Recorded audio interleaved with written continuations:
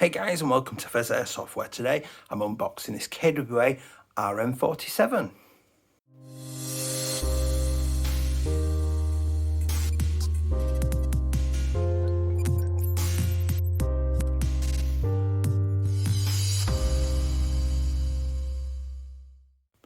Hi guys, and welcome back. If you do enjoy this content today, please do like and subscribe because you'll be really helping me out, particularly the like button because that will help me get up the YouTube algorithm. And a word on safety, if you're doing unboxings, shooting tests, anything like that, please be safe. I always am. Eye protection on, people got rid of and that kind of stuff. So today, I finally get to unbox my RN47. Now I've had this a few weeks and I've not dared unbox it. I've just lifted the lid and gone, ooh, it's an RN47. This is like sort of my baby a little bit, and I'm really excited to unbox it. Before I do, I'm just going to show you a couple of the accessories that came with it. So this is the Drifter, is it the Drifter edition? Tier 2 edition. So it came with a rather bright green, luminous green hoodie, which I absolutely love and I will be wearing regularly. Get rid of that. It also came with an RN47 t-shirt as well. Again, which I'll be wearing regularly. I'm really happy with, and that can go into circulation now. I've kept those clean and packaged literally until I did this unboxing because I wanted to keep them pristine until I did this. Now there are a few more accessories inside and we'll get to that now. So the box is black and green, and obviously the usual KWA information. A quick point to note is that the AEG 2.5 is nothing to do with the gearbox type. This has caused some issues for people.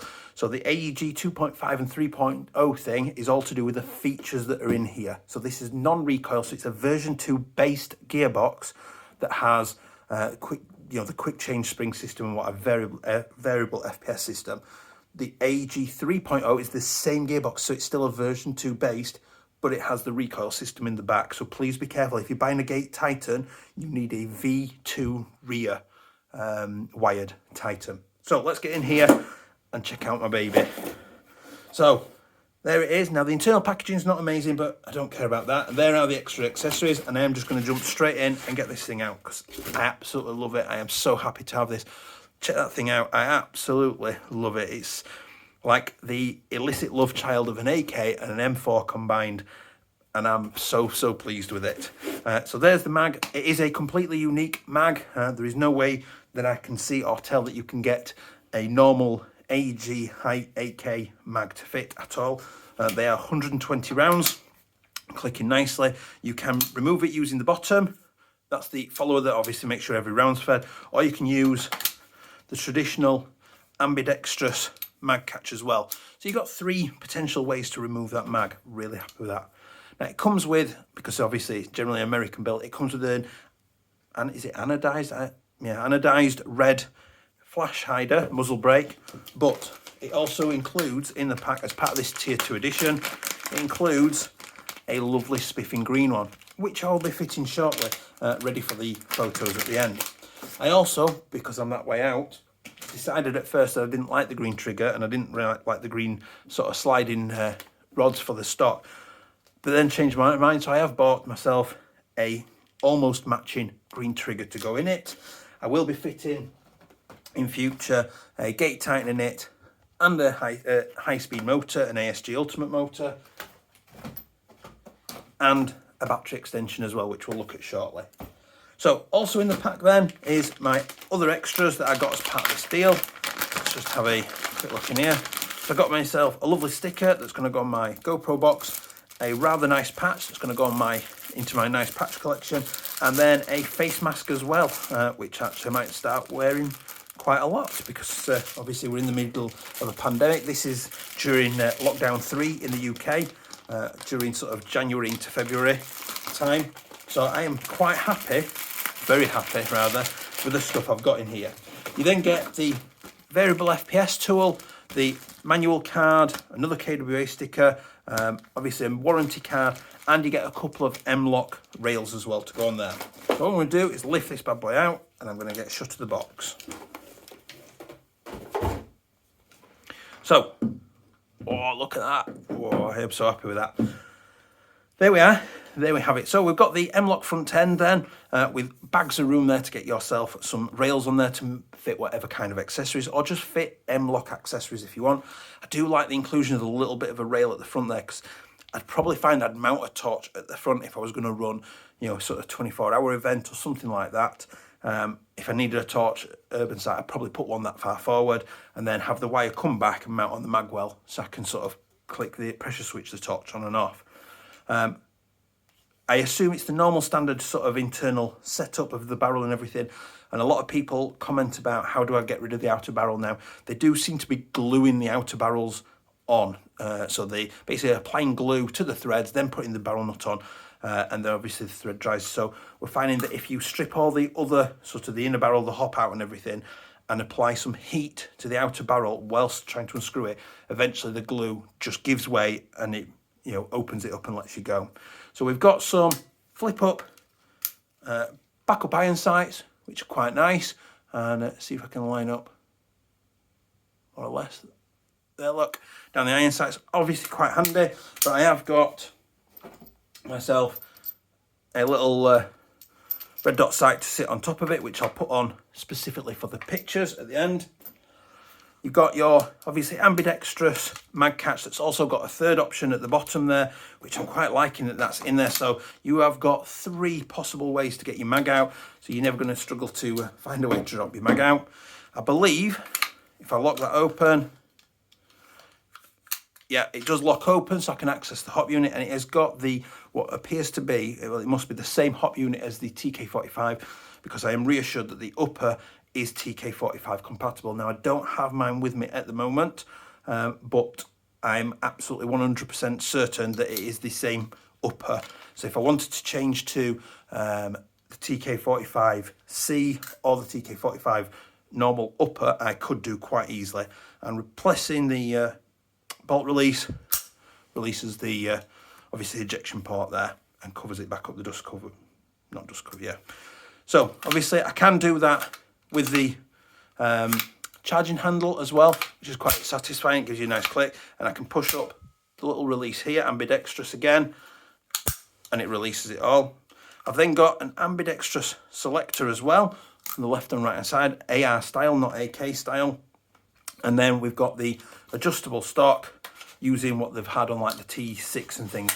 So it slides out, one click, another click, and then it'll press again, and it comes all the way out. And then we've got access to the battery compartment. Now, this is probably one of my very few stroke only gripes about these, is the battery compartment. Now, they have decided to start fitting Dean's connectors on this, which makes me much happier, because I can definitely see why Dean's would offer a better connection and things like that, and I'm not arguing that whatsoever. The evidence I've seen, negligible at best, the difference we're talking about, but I definitely agree, just the sort of overall feeling of it, that you've got better metal contacts and things are better than mini Tamiya. So I'm definitely a convert to Dean's. Now, obviously, down this stock here, you would remove the screw in there and pull the little assembly out, and then you can insert the variable FPS tool down into there to adjust the FPS to dial it into whatever you choose that you want for it. And then obviously put the assembly back in. Now, obviously at this point, batteries are a little bit of an issue, because it's such a tight little space in there. So what most people do is, I pick this up from Urban Airsoft, which I'll put a link to this product on their website down below. And there we have the little AirTech Studios, exact same as the TK45 C1 and the T6 one. It's all the same stock across all of them, and that just replaces the old cap with this extension there that clicks in place, and then your stock just goes over the top like that, clicks into place. Now, I'll be honest, I would probably play with it in this position anyway, or possibly the, I'll get the button, there we go, the forward button there, like that. I'd probably play with it like that, because that feels nice and comfortable to me. Now, I've got quite long arms, but I do much prefer to feel like my weapons are well close into me, so that battery extension gives me the perfect stock position, bizarrely, for my comfort levels. But it still allows you to access 2 of the settings of the stock. So Obviously the battery itself is quite a small compartment in there, so I'll just remove the stock. And obviously we've got the JTAC extension chamber in there. Now you don't get an awful lot of room in there. Now in terms of 11.1, I've had these a while, I can't remember where I got them from. I'll see if I can find them online again, post a link in the description. So these are 30C rating lithium polymers at 11.1, 1300 milliamps. Now they do sit rather quite nicely in there and just about allow me to sort of, if I get it in the top, oh no they don't, I thought they did, but don't quite go in there. Obviously with the extension on, it'll definitely fit. So they are a little bit too long. If I can't find the link to these, I will do measurements and post those measurements below. Obviously my usual 7.4, which the connector's disconnected off. I need to solder that back on off the Dean's connection, but never mind. That obviously is far too long and needs the extension anyway. Even my 1600 milliamp, I don't think, oh no, wait, whoa, there we go, winner. So we've got a Giant Power 1600 milliamps. These are on Component Shop. I'll put a link to these below. They will go straight underneath the wiring all the way down there with bags of room to spare, leaving you all your wiring to go in there. So if you're not looking to change the form factor on the back, the Giant Power will definitely fit in there. Just see. And then my other options are my own 2200 milliamp VP battery, which again, I'm not sure that will fit.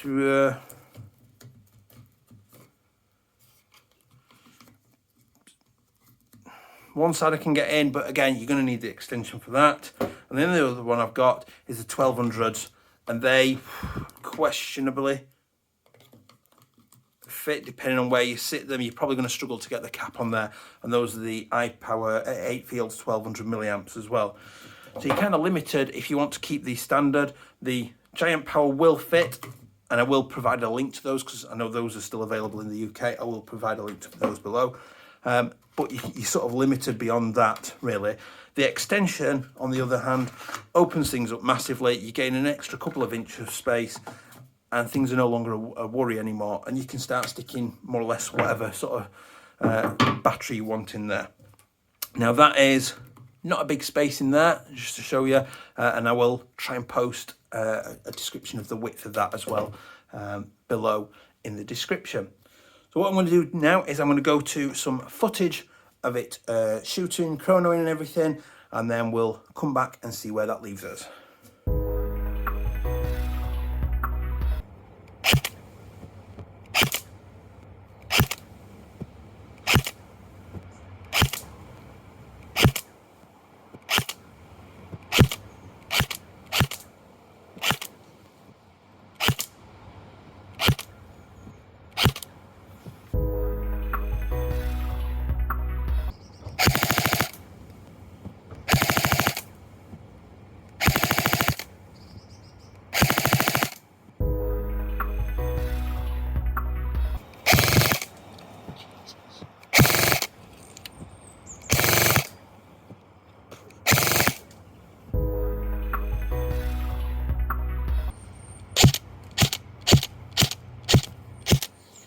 About 25 meters.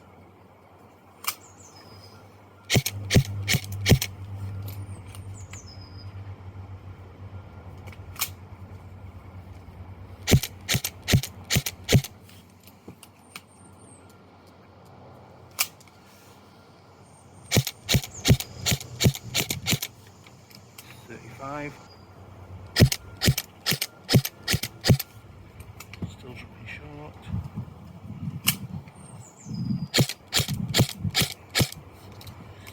Short.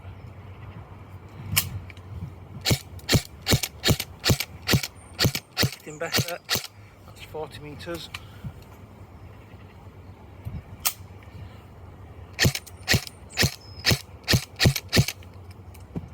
Lifting. A bit too much.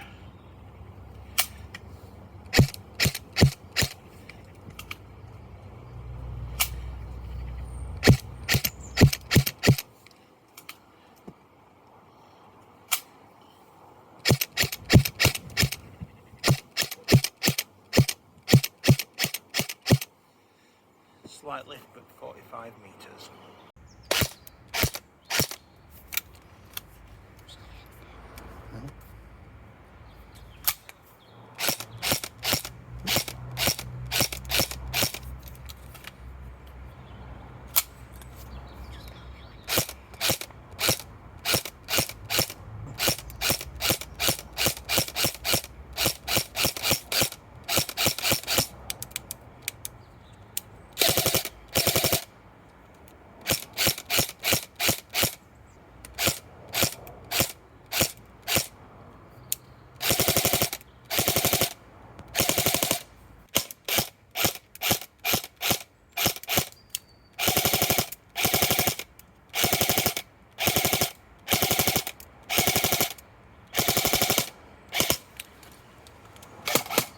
So, back from the Chrono and the range tech then. So out of the box, this is doing about 341 to 343 FPS or thereabouts. So pretty tight groupings really, and it might even settle a little bit more after use. I was, pretty happy with that actually. Overall, and obviously using the variable FPS, I could tune it up a little bit. I don't know what the settings are. It might be on the sort of lowest possible setting at that point. So I'll have to play with that in future. But out of the box, that is what it's come at, UK ready to use. So rate of fire test then is 7.4 volt. It was giving me about 13 rounds per second, which is fairly steady away, nothing too drastic or amazing. And then on an 11.1, it was giving me sort of 21 rounds a second, 22 rounds a second, which is pretty good. Now here's the real bit that's sort of impressed me no end, is what appears to be, I believe, the same stock hot rubbers that we've seen in all the other KWAs that are absolute garbage. It looks the same, but it performs very, very differently. So I was easily putting out well over 45, probably 50 plus meters of range from this. I was really, really happy with that. Really happy with that. So I'm not entirely sure what they've done or changed about it, but it works. I'm far less inclined to change that hot rubber. I might still anyway, just because having done a flat hop not too long ago before Christmas for somebody in Calvin's T6, I was impressed with that. I might try that out and just see how well that shoots compared to the standard rubber. I did think it sort of spread a little bit, and occasionally I got that old sort of like drop off and things, but by and large, most of the BBs shot the range that I wanted, or well in excess of the range I was expecting at the bare least. And I was really, really happy with that. Really happy with that. Weight-wise, you're talking sort of a good 3, maybe close to 4 kilograms at the very, very most. Really nice weight to it, nearly really solidly built, as we're coming to expect now with the KWAs. And obviously they're just chucking these variations out like crazy. They've got a really good set of internals in the gearbox, absolutely rock solidly built, and I've been really happy with all the ones I've had so far. And they just keep coming up with these different variations, which is really doing me a lot of favours. So all in all, great little package. The hoodie, the t-shirt and stuff, just nice little extras are in there just to sort of beef up the look of it a little bit.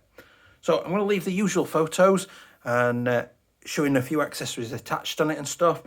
Watch out for the future videos where I do the disassembly, gate tightened installation and the motor upgrade and things. And please make sure to like, comment and subscribe, especially liking, because that will help me get up higher in the YouTube algorithms. And I will see you next time. Bye.